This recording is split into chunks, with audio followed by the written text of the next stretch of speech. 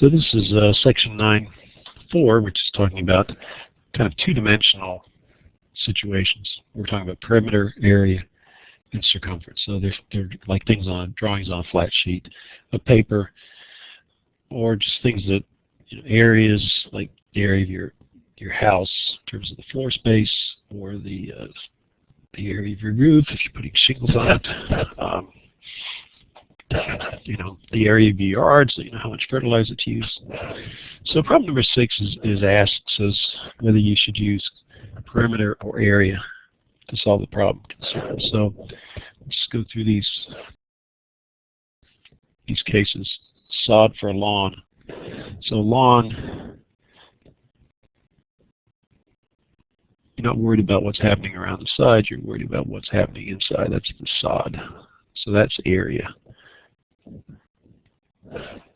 B is carpeting for a bedroom. So again, you've got a bedroom that has certain dimensions. So what's inside, not what's on the edges. So again, this would be area. C is baseboards. Well, the baseboards are just around the edges. So in that case, because we're just talking about the edges, we're talking about the perimeter. D is fencing for a yard. Again, you have a yard. The fence goes around the outside of the yard. It's having to do with what's inside. The fencing will enclose an area, but the amount of fencing is just length. So it's also perimeter. So you buy fencing in length. You buy whatever the other one was, baseboard. Boards you buy in length. Carpet you buy in area. Sod you buy in area as well. E is fertilizer for a garden. Okay, so again, you fertilize the whole thing. You don't just fertilize the edge. So because you fertilize the whole thing, it's going to involve the area.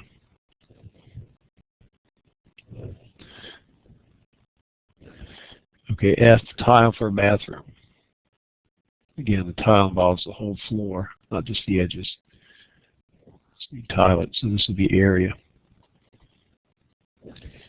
G is determine the cost of planting ryegrass in the lawn for winter. So again, you have a lawn.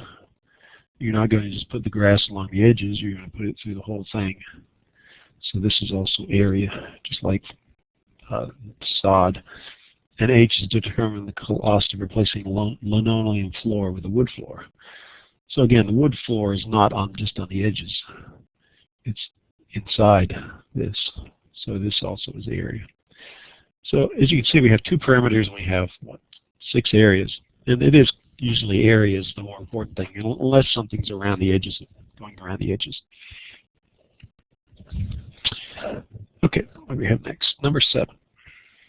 So we're asked to use the formulas of this section to find the area of each figure. And we have parallelograms and we have triangles. And we have a trapezoid as well. So there are 3 things that are happening. Number 7 is a rectangle, and let's just see what the book says. I mean, I don't know what the answer is, but perimeter of a rectangle, page 477. It's 2 times. Is the decimal perimeter of the area? Got now.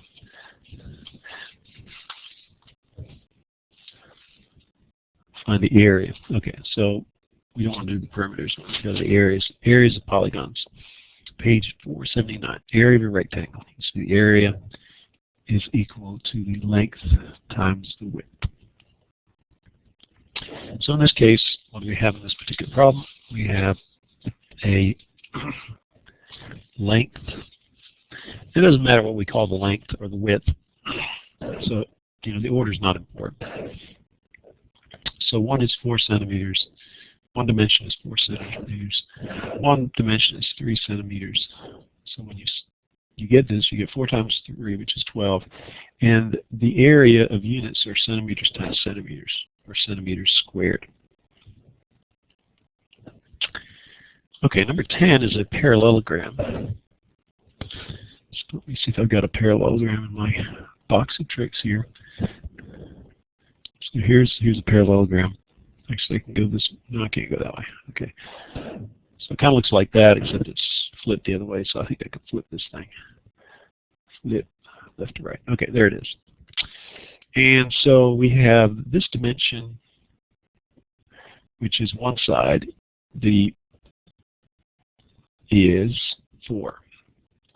And what we're looking for is not the length of this side, because if we just multiplied this length by that length, it would be true if it was a rectangle. But what we're looking for is the height. And the height in this case is 2.5 inches. So these are inches. So use these little marks for inches, or you can write out inches. And so the area is just the length times the height. I think that's what they use as far as the designation here. Actually called the base times the height. So it's the base times the height. It's kind of like a triangle, except there's 2 triangles. That's why it is what it is. If we take this parallelogram, we break it up into 2 triangles.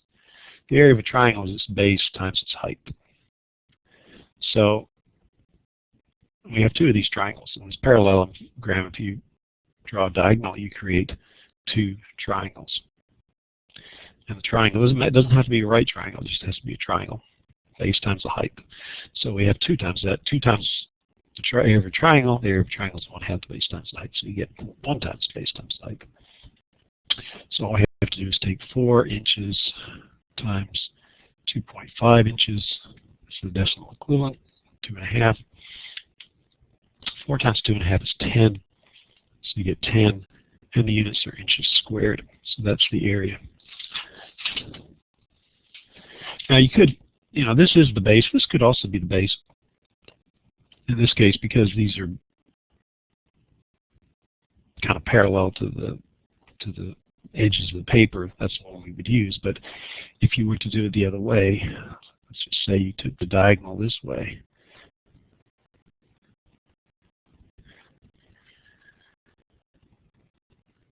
Well, actually, you'd still have the same base. The height would end up being this height, which is the same height. It's the distance from this line to the top of the triangle. So it doesn't really matter which way you draw the diagonal. Just think about the other way.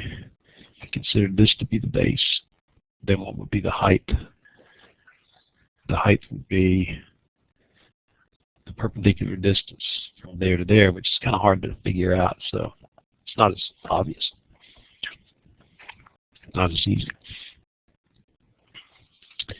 Okay, 13 is another parallelogram. Actually, I just did number 12, didn't I? Oh, okay, sorry about that. Let's go back and do 10 again. So it's a rectangle. So again, the area of number 10 is just 1 centimeter times 3 centimeters. You multiply the numbers together and you get 3, and you multiply the units together and you get centimeters squared.